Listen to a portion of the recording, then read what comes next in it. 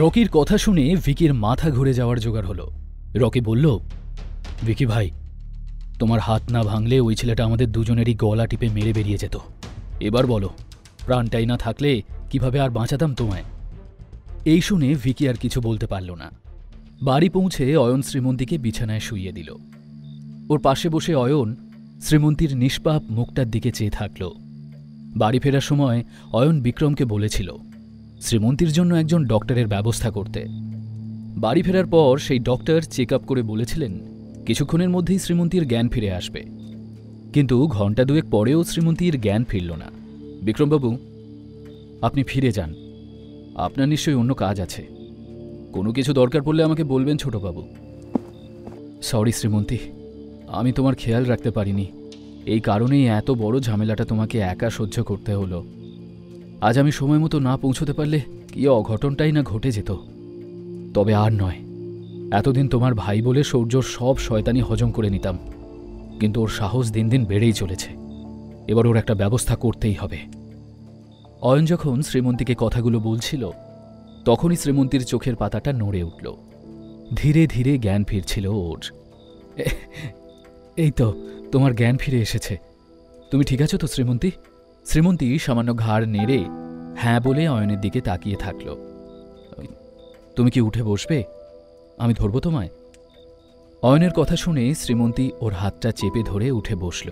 My dear হাবি, আমি খুব ভয় পেয়ে গেছিলাম জানো, কিন্তু এখন আর ভয় করছে না। তুমি আমার সাথে আছো যে, আমি সব সময় তোমার সাথে থাকবো শ্রীমন্তী। যত ঝড়ই আসুক না কেন, আমি সব সময় তোমাকে প্রোটেক্ট করব। অয়নের কথা শুনে শ্রীমন্তী মৃদু হেসে লক্ষ্মী মেয়ের মতো শুয়ে পড়ল। অয়নও পরম যত্নে শ্রীমন্তীর গায়ে ব্ল্যাঙ্কেট ঢেকে দেয়।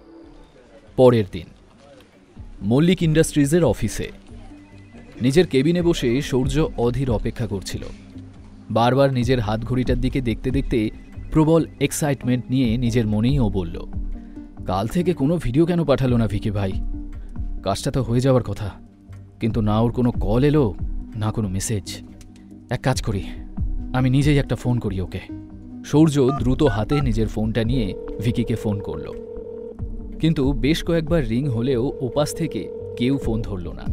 কিন্তু সূর্য ধৈর্য না হারিয়ে আরও একবার ভিকি ভাইকে ফোন করল। এদিকে স্থানীয় এক সরকারি হাসপাতালে থাকা ভিকি ভাই যখন দেখল যে ওর ফোনে বারংবার সূর্য মল্লিকের ফোন আসছে, তখন ওর রাগ চড়ে গেল। ভিকি ভাই, এই ম্যাটারটাকে এখানেই খতম করে দাও। ডিল যে খতম সেটা একেবারে কথা বলে মিটিয়ে নাও। বেকার এই ঝামেলার মধ্যে ফাঁসাটা আমাদের জন্য ভয়ঙ্কর হতে পারে। রকি যে একদম ঠিক কথা বলছে সেটা ভিকি জানত। নিজের প্লাস্টার করা ডান হাতের দিকে তাকিয়ে শিউরে উঠল ভিকি। না না, আমার এক হাতের এমন অবস্থা হয়েছে, আর এক হাতেরও একই অবস্থা হোক তা আমি কোনোভাবেই চাই না। এই ভেবে ভিকি সূর্যর ফোনটা রিসিভ করে সোজাসুজি বলল, দেখো মল্লিক সাহেব, ডিলটা শেষ। কথাটা শুনেই সূর্যর চোখ দুটো চকচক করে উঠল। সে এক্সাইটেড হয়ে প্রায় চেঁচিয়ে উঠে বলল, ওহ, তার মানে ভিডিওটা রেডি আছে, তাই তো? ডিল শেষ মানে ডিলটা ক্যান্সেল করে দিয়েছি আমি, মানে কোনো ভিডিও বানানো হয়নি। ভিকির কথা শুনে সূর্যর পায়ের তলা থেকে যেন মাটি সরে গেল। মানে তা কি করে সম্ভব? সূর্যর কথা শুনে ভিকি ভাইয়ের মনে হচ্ছিল অয়নের নামটা বলেই সূর্যকে দুটো বাজে কথা শুনিয়ে দেয়, কিন্তু পরক্ষণেই ওর ভয় হলো যে অপর হাতটাও না ঘায়েল হয় এইসব চক্করে। ভিকি ভাই বানিয়ে বানিয়ে বলল, পুলিশ চলে এসেছিল, তাই আর কাজটা হয়ে ওঠেনি। তবে এখন থেকে আমি আর এসবে থাকবো না, আমাদের ডিল ক্যান্সেল। বলা শেষ করে ভিকি ভাই ফোন কেটে দিলে সূর্য হতভম্ব হয়ে বসে থাকল। ওর নিজের এবার কি হবে ভেবে পাচ্ছিল না সূর্য। ভিকি ভাই এদিকে ফোনটা রেখে নিশ্চিন্ত হলো যে এ যাত্রায় সে বেঁচে গেল। মাথার ঘামটা মুছে রকিকে বলে, এত স্কিলফুল ট্যালেন্টেড মার্শাল আর্টিস্ট ওই ছেলেটা অয়ন, ও কেন মল্লিক পরিবারে ঘর জামাই হয়ে থাকছে কে জানে। নিজের ট্যালেন্ট বেচলে ও মল্লিক পরিবারের থেকেও ঢের বেশি বড়লোক হতে পারে। যাই হোক, এরপর থেকে আমাদের ওই অয়ন আর ওর বউয়ের থেকে নিজেদেরকে দূরে রাখতে হবে। অন্যদিকে চিন্তা করে করে সূর্যর অবস্থা খারাপ হচ্ছিল। গতকালের ঘটনার পর যে শ্রীমন্তী ছেড়ে কথা বলবে না এটাও নিশ্চিতভাবে জানত। এবার আর সহজে পার পাওয়া যাবে না ভেবেই টেনশন হচ্ছিল সূর্যর। ঠিক তখনই ওর কেবিনের দরজাটা খুলে দিশা ঢুকে এলো। দিশা এসেই গসিপ করার মতো করে শুরু করে দিল। তোকে একটা খবর দেওয়ার আছে, জানিস গতকাল শ্রীমন্তী ভিকি ভাই নামের একটা গুন্ডার সাথে দেখা করতে গেছিল। শুধু তাই নয়, ওরা দুজন প্লাজা বারের প্রাইভেট রুমে একলা ছিল। দিশার কথাগুলো শুনেও সূর্য কোনো রিয়্যাক্ট করল না, উল্টে প্রশ্ন করল, তোকে এই খবরটা কে দিল? দিশা গসিপ করতে এত বিজি ছিল যে সূর্যর বিবর্ণ চেহারাটা ওর নজরে পড়েনি। ও কাঁধ ঝাঁকিয়ে বলল, গতকাল আমার এক ফ্রেন্ড প্লাজা বারে গেছিল, ওখানেই শ্রীমন্তীকে দেখেছে ও।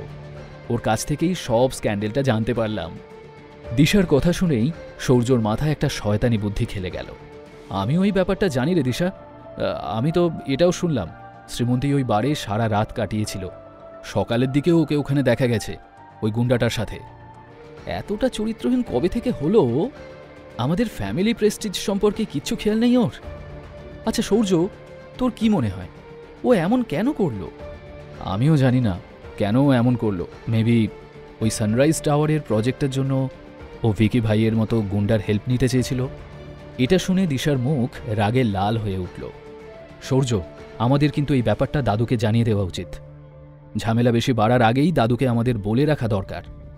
আর একবার যদি দাদু ব্যাপারটা জানতে পারে, তবে সানরাইজ টাওয়ারের প্রজেক্টটা থেকে ওকে যেভাবে তাড়িয়েছিল ঠিক একইভাবে কোম্পানি থেকেও ওকে তাড়াবে।